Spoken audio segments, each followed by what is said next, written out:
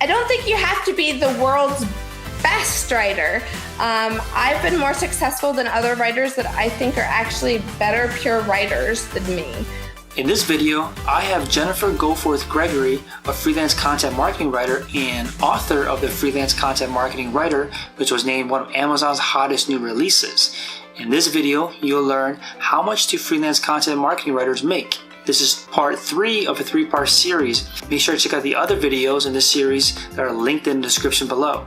And listen to the end to learn how you should be spending your nights and weekends if you're interested in going down this path of becoming a freelance content marketing writer. And if you're new here, welcome to the Side Hustle Life channel, where I interview successful entrepreneurs to learn how they built their business so that we can take the same lessons and apply it to our lives so we can start side hustles of our own. So if you're new, consider subscribing so that you don't miss a video, because you're only one side hustle away from creating a life you want. And if you think that this business model is a good fit for you, make sure to grab the How to Become a Freelance Content Marketing Writer with No Experience starter guide in the description below.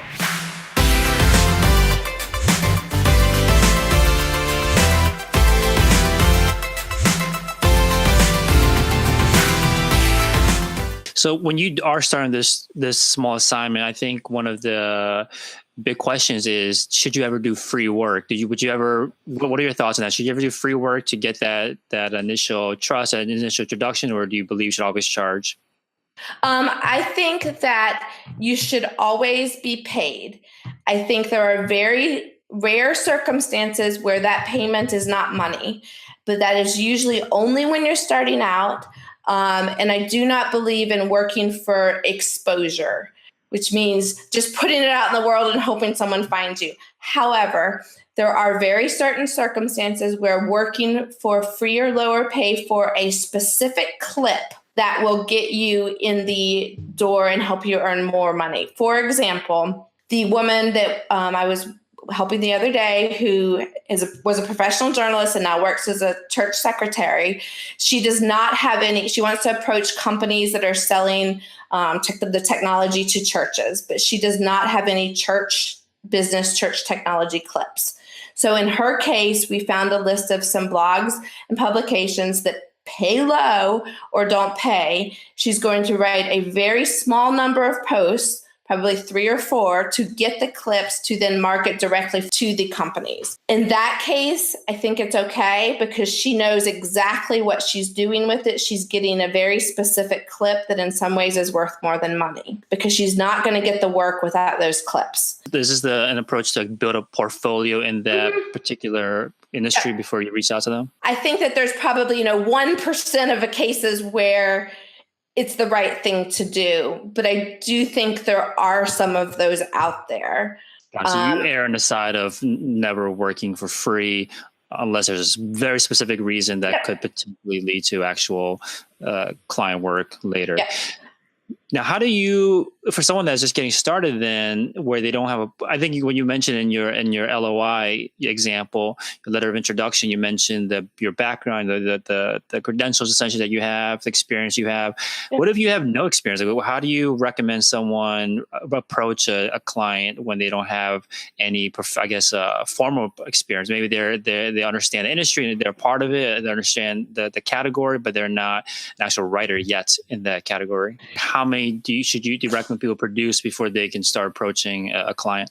I think you need at least 3 to 5. It's not that you're going to get 3 and go approach Allstate main office to write for the Allstate blog. You might get 3 or 5 and go to your local insurance agent around the corner and see if they need help. And then you move up to a medium-sized company and then move up.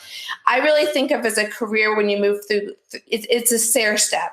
You start at the bottom and you get better clients and better clients and better clients. And the trick is, and this is true with any side hustles, is moving up and not staying too long. And also knowing what your next move is and what you need to get there. And make sure that in your current jobs and your current clients, you're getting the experience, the expertise, and the clips to move to the next. I think it has to be very deliberate. And I think that many writers don't make it deliberate. They just take what comes, and you're not going to get to the 6-figure level.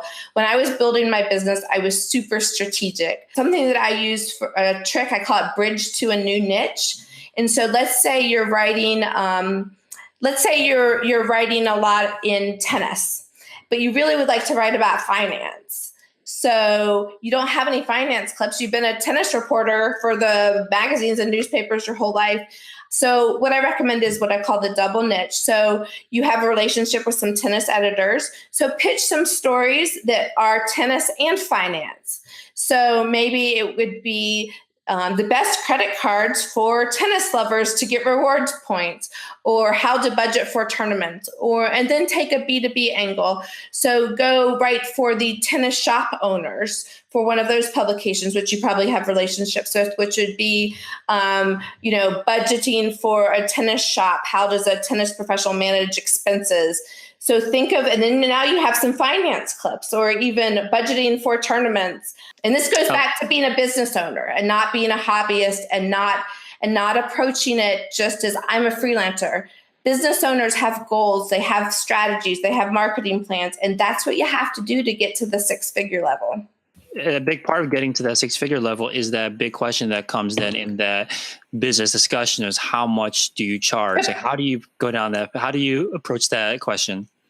And I'm super honest about money. So I'll be pretty honest in this discussion, as we talked about. And the reason that I'm going to talk really honestly is because I think that it's important for people to know what's possible. So I'm uncomfortable talking about it, but I let it go because I think for the good of the freelance community. So I made $154,000 last year for my kitchen table, and that included 6 weeks off to go on vacation to cool places. And this year I'm on track to make probably about the same. I'll probably break six figures for this year around July. I was about to say I got lucky, but I don't say that anymore. I worked hard and had two $20,000 months this year. The way that I think that you need to approach it, there's a couple things. One is how you charge clients. And there's pretty much 3 different ways as a content marketing writer that you can bill. And one is per hour. I'm going to get paid X dollars per every hour I work, and you bill that way. The other is per word. So I'm going to charge 75 cents a word or $1 a word. And the third is per project. I'm going to get $400 a blog post. I prefer per project. One is that you can actually make more money that way, because the faster you are, that means the more work you can do. So if something takes me, I think it's important to know your hourly rate in a project fee. And you need to be, in my opinion, aiming for $100 an hour within your project rate. So for example, if I charge $400 for a blog post, then I need to be able to do it in 4 hours. So you don't tell the client that. And the reason I like per project is if you charge per hour, the faster you get, the better you get at your job, the less money you make. That doesn't seem fair. And I sell that to my clients by telling them that if they charge per project, then they have a better control of their budget, and they know how much that I'm going to be charging. There's no surprises. And then I also, to inject my personality, I always tell them, and I'm always thinking about work, and I can't figure out, how do I charge for writing an article in my head while walking my dog or driving my car? I just can't figure that out. And they always laugh. And so they usually go per project that way. The problem with per word is a lot of people that are coming from the journalism background are comfortable with per word, because that's typically how projects are billed there. When you're evaluating rates, you need to kind of take the per word out of it, because it really depends on how long something's going to take. And in journalism, per word made more sense because there was usually a requirement of interviews. And it was usually kind of a certain kind of industry standard of how many interviews based on how long it was. But oftentimes in content marketing, you're given an outline, you're given the sources. Sometimes I've even been given transcripts. So you have to price based on how long it's going to take you. And you have to make sure you're comparing apples to apples. I've had many writers tell me that I'm not going to do a $350 word blog. That's 50 cents a word. I don't work for that. But you know what? I don't have to pitch the idea. They give it to me. There's no source. It's written off of a white paper or something that I already know. And so it takes me an hour and a half. So that makes it, I'm terrible at math, but $150 an hour, which is pretty darn good. So you have to think of it apples to apples and what's actually involved.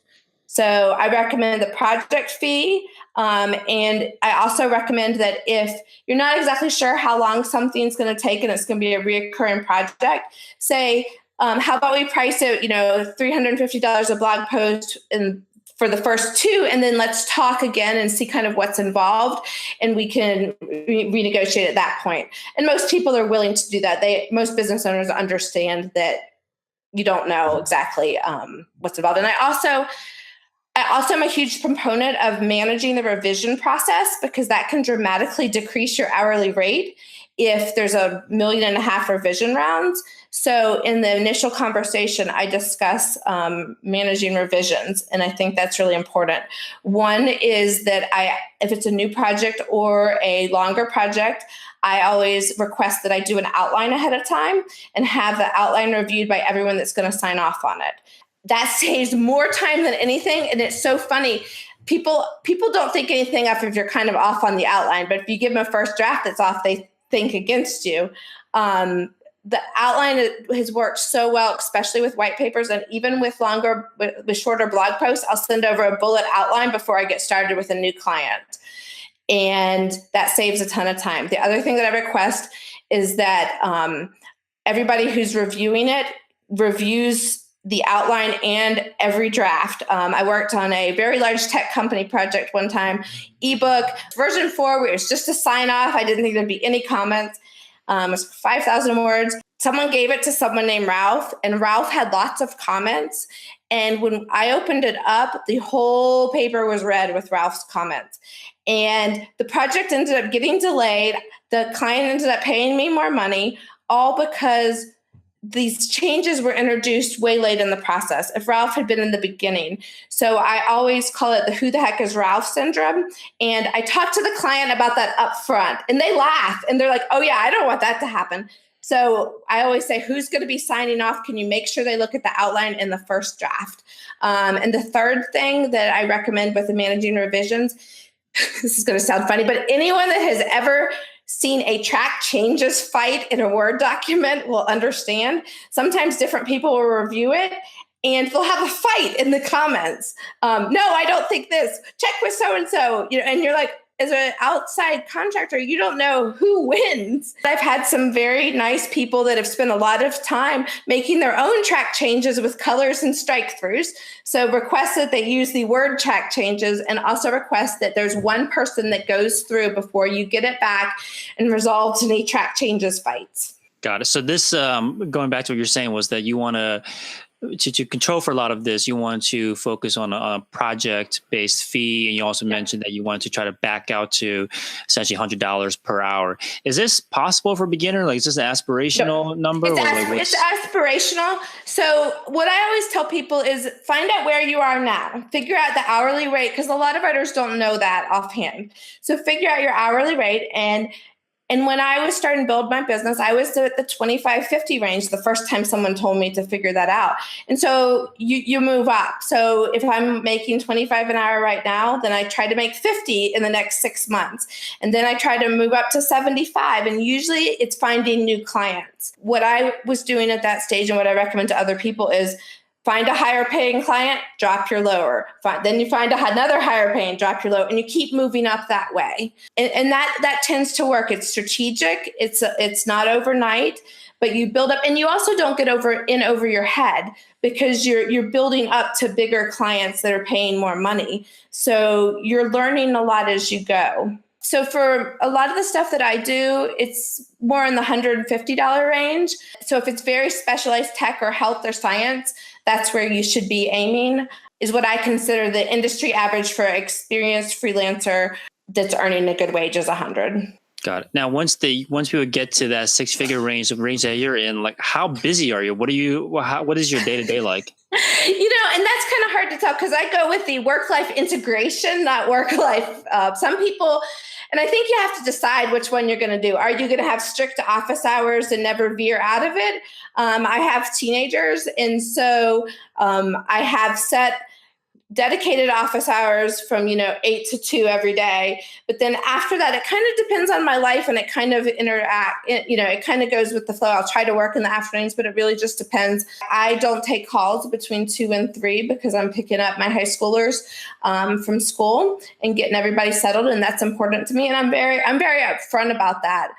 With sources, I just say I'm not available during this time to this time. When I take a new client, I say, just a heads up, I'm usually very available, except from this time. And I used to think it was a bad thing, but I don't. Everybody has something that's important to them, whether it's their Wednesday night golf game or their aerobics class or whatever. So people understand that. And I will work some on the weekends to make up for the fact that I don't work every afternoon. But that's because my teenagers are out doing their own thing and the house is quiet. What I think is important is figuring out what works for your life and what schedule makes you happy. I like working on a lot of projects because I get bored easy, but I know other freelancers that are stressed if they only are working on more than 2 or 3 different. I like about 7 to 8 at the same time. So just I guess in general, once you hit 6 figures, are you working more or less than like a 40-hour work week? I try to aim around 40. Sometimes it goes a little bit more, but I shut my business down for 3 weeks in the summer and 3 weeks around Christmas. And clients understand that. I work ahead. Anything that I know for regular clients that's going to be due while I'm in Europe, I'm doing this week. So I'm doing June posts this week and early July posts this week so that they have it already ready for when I'm gone. Got it. So now you've given us an idea of how to get a job. What is it like? Based on your experience, what kind of person would like this kind of job, that would like to be a freelance content writer? I think you have to enjoy writing, obviously. I think you have to be a good writer, and it's kind of funny, I don't think you have to be the world's best writer. I've been more successful than other writers that I think are actually better pure writers than me. But I also think you have to be self-motivated. You have to be very self-motivated because nobody's telling you to market. Nobody's telling you to do this. And you have to really want it for whatever reason it is. If it's, wanting to have the work-life balance, if it's wanting to have the freedom to work from wherever, you have to have an intrinsic motivation to do it. I also think you have to be a quick learner because you'll be asked to do things that you've never done before, and you have to be comfortable with that. You have to be comfortable with figuring things out on the fly. You have to be comfortable marketing yourself, and people that aren't don't succeed. You have to be comfortable selling yourself, marketing yourself. I also think that you really need to have a strong awareness of your strengths and weaknesses to be successful. And I think this goes with any side hustle as well. So I'm a terrible proofreader, terrible. I'm the typo queen. And you're wondering how I made what I made, and I'm terrible at that. Because my strengths are coming up with ideas and strategies and writing to the audience, but my brain moves fast, so I don't catch all my dropped words. So guess what I do? I hire my own proofreader that proofs my stuff before I send to an editor. And I have a virtual assistant that helps me with some of my administration stuff so that I can focus on the things that only I can do. Nobody's good at everything. And I think if you have that attitude, it's hard to be successful too, because you're not going to be able to be the best you can. Because this is the Side Hustle Life Show. For anyone out there that is working a day job, is thinking about getting started for the first time, going down the same path that you're on, how should they spend, let's say they don't have an hour a day, how should they spend that on a daily basis to make steps towards building a business like this? First thing is figure out how to get the clips, and maybe it's get them in your day job. If you are working a day job and there's a blog, see if you can write some guest posts for the blog. The hour a day, start with your personal connections because that's going to give you the biggest bang for the buck. The hardest part is actually in the middle. There's a point where you're losing your mind because you have enough work to be working almost every free moment, but not enough pay to support yourself full time.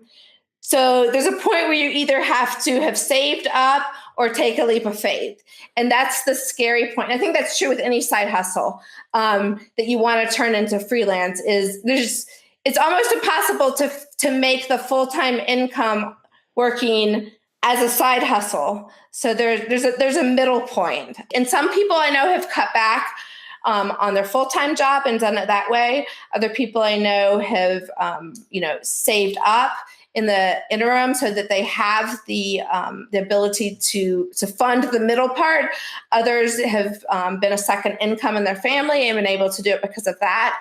So I think it's planning that. And the other thing to consider is make sure that you're not doing anything to jeopardize your day job. It's not even that you have conflict of interest, it's perceived conflicts of interest. So make sure that nobody could even think you're doing anything at your day job. Because if you lose your day job, you're kind of screwed because you're gonna have to move up quicker than you thought. So one of the things that I recommend for people in that case is because sometimes you can't stay in the exact same industry because of compete and issues.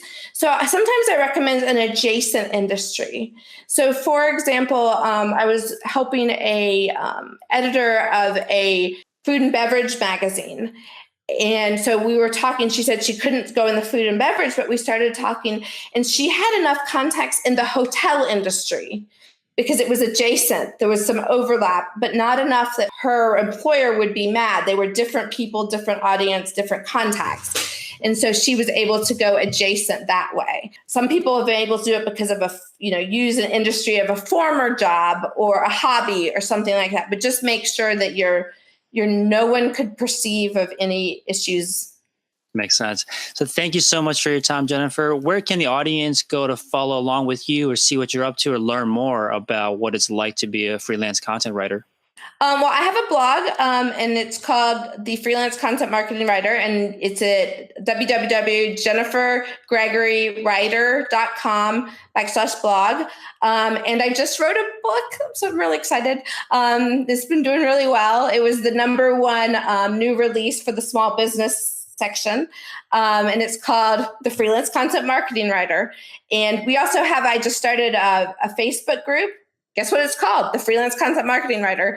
And there's a lot of friendly, helpful people in there. And if you request to join and say you saw me on the show, I'll be happy to add you. And a lot of people there we have a number of six-figure writers in that group or people moving up there all levels. And it's really a good supportive community. So I highly, highly recommend it. And I also take emails and I help any writer. I don't offer coaching paid. I do free calls to anyone that asks because I think that a lot of people have helped me along the way and I'm happy to give back. So if you email me, we can schedule a call. And I'm not upselling anything because I don't offer it paid. I just want to help people. Yeah, appreciate it. We'll include all of those links to everything that Jennifer spoke about in the links in the description below. Thank you so much, Jennifer. Thank you. Thank you for watching. If you think that this business model is a good fit for you, make sure to grab the How to Become a Freelance Content Marketing Writer with No Experience starter guide in the description below. And if you're interested in other side hustles, make sure to check out the other videos on this channel.